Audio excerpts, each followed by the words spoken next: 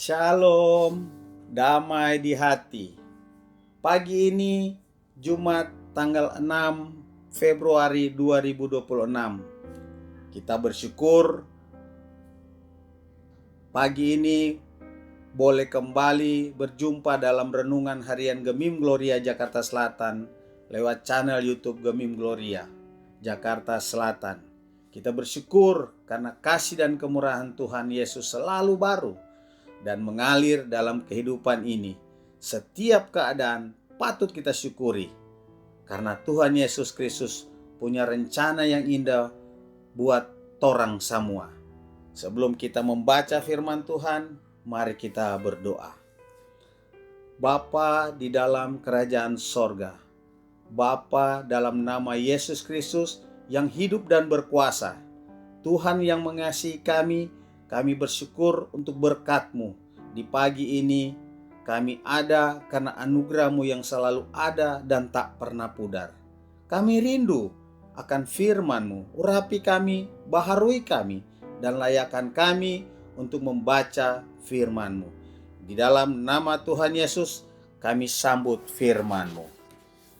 Bapak, Ibu, Saudara-saudari yang diberkati Tuhan, kita bersama-sama membuka 1 Korintus pasal 1 ayat yang ke-17a. 1 Korintus pasal 1 ayat ke-17a yang berbunyi demikian. Sebab Kristus mengutus aku bukan untuk membaptis, tetapi untuk memberitakan Injil. Demikian firman Tuhan. Berbahagialah orang semua yang mendengarkan firman Tuhan dan dapat melakukan firman Tuhan itu dengan baik dan benar. Terpujilah nama Tuhan. Sinode Gemim mengambil tema menyadari dan melaksanakan tugas dengan setia. Rasul Paulus adalah seorang yang bergerak dengan visi dalam hidup dan pelayanan. Ia tahu betul apa yang harus dikerjakannya dan apa kehendak Tuhan Allah atasnya. Ia menegaskan hal ini kepada jemaat Kristen di Korintus, yakni bahwa ia diutus Yesus Kristus untuk memberitakan Injil, bukan untuk membaptis. Pernyataan ini bukan soal mana yang lebih penting, memberitakan Injil atau membaptis. Dari amanat agung kita tahu bersama dua hal ini adalah perintah Tuhan Yesus yang berkata, "Karena itu, pergilah jadikanlah semua bangsa muridku dan baptislah mereka dalam nama Bapa dan Anak dan Roh Kudus." Matius 29 ayat yang ke-19.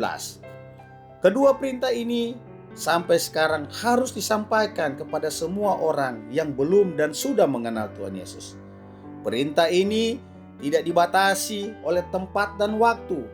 Mau di pasar, di mal, di penjara, di tempat-tempat penuh dengan kejahatan, bahkan di tempat para pekerja sosial sekalipun. Perintah ini harus diteruskan agar semua orang mengenal Tuhan Yesus sebagai Tuhan yang hidup dan yang menyelamatkan. Setiap pelayan Tuhan memiliki panggilan masing-masing, karunia dan talenta masing-masing. Jangan sudah jadi pelayan hanya menunggu orang lain menyodorkan orang-orang yang mau mengikuti Yesus, bahkan jadi penghambat untuk orang mau bertobat. Paulus mau menyampaikan pemberitaan Injil bukan sekedar perkataan, tetapi harus dengan tindakan yang nyata, agar salib Kristus jangan menjadi sia-sia. Jangan jadi pelayan cuma mau ada di panggung biar dilihat orang, cuma mau pakai stola, cuma mau supaya ke depan bisa jadikan jabatan untuk dikenal dan terkadang jadi alat peraga untuk hal politik. Jadi pelayan harus taat dengan janji imannya, harus rajin setiap bertugas. Jangan jadi pelayan justru terkadang jadi penghambat waktu orang beribadah. Harus baku tunggu, akhirnya ibadah jadi molor. Bahkan keluarga pelayan harus jadi contoh untuk jemaat lewat tindak tanduknya dan harus aktif dalam setiap tugas ibadah-ibadah yang terjadi di jemaat. Jangan jadi pelayan hanya mau kalau ada event, kalau ada kegiatan yang mendatangkan banyak orang, baru menunjukkan muka dan seolah-olah lagi sibuk-sibuknya. Keluarga pelayan harus jadi ikon perdamaian dalam menyelesaikan masalah-masalah di jemaat. Jika kebiasaan buruk tadi kita tinggalkan dan melakukan dua hal amanat agung, pasti sukacita, kebahagiaan, dan berkat yang tak akan berkesudahan yang akan kita terima. Dengan demikian, sebagai orang percaya dan sebagai pelayan keluarga Kristen, dapat melaksanakan tugas yang dipercayakan kepada kita dengan setia, rajin, taat dengan firman-Nya, serta melakukan amanat agung Tuhan Yesus. Pemulihan, sukacita, kebahagiaan akan ada dalam kehidupan kita. Kiranya Roh Kudus menolong kita dalam melayani Tuhan sekarang ini dan selama-lamanya. Amin. Kita akan berdoa. Mari kita berdoa. Bapa di dalam sorga, ada rasa syukur dan terima kasih kami padamu. Kami boleh membaca, mendengar, dan belajar dari firman-Mu. Terima kasih banyak atas anugerah dan berkat-Mu pada kami yang berdosa ini.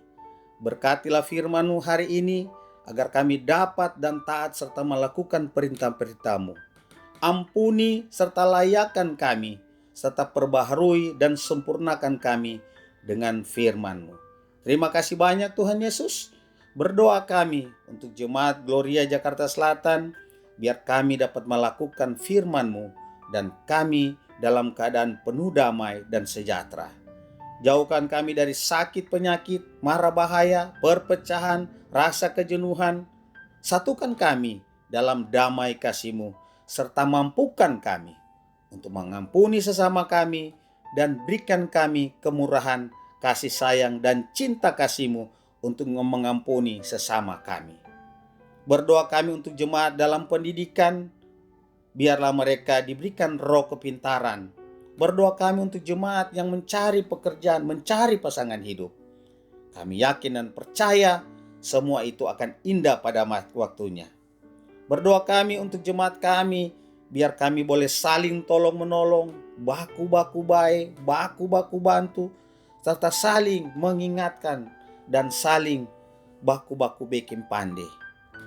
Berdoa kami untuk bangsa dan negara kami, biar damai sejahtera akan dihadirkan di dalam bangsa kami. Ampuni kami, ampuni kami. Di dalam nama Tuhan Yesus Kristus yang sudah memberikan kami sehat, kuat, berkat. Kami bersyukur semuanya Tuhan. Dan di dalam nama Tuhan Yesus Kristus, kami satukan doa ini dengan doa sempurna yang Kau ajarkan bagi kami. Bapa kami yang di sorga, dikuduskanlah namamu, datanglah kerajaan-Mu, jadilah kehendak-Mu di bumi dan di sorga. Berikanlah kami pada hari ini makanan kami yang secukupnya, dan ampunilah kami akan kesalahan kami, seperti kami juga mengampuni orang yang bersalah kepada kami. Dan janganlah membawa kami ke dalam pencobaan, tetapi lepaskanlah kami daripada yang jahat. Karena Engkau yang mempunyai kerajaan dan kuasa dan kemuliaannya sampai selama-lamanya. Amin.